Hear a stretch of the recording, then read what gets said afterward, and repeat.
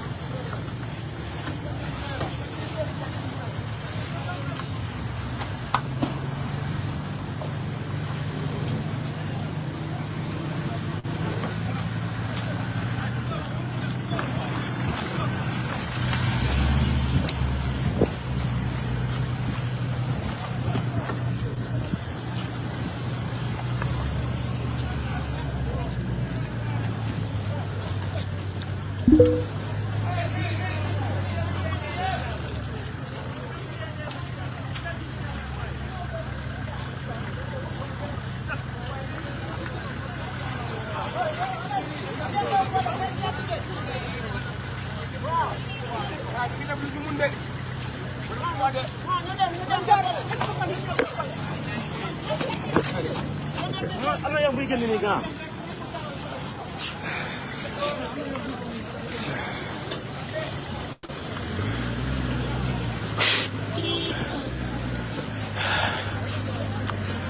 Donc, gaz lacrymogène, c'est difficile de respirer. Avec surtout quand ça met beaucoup.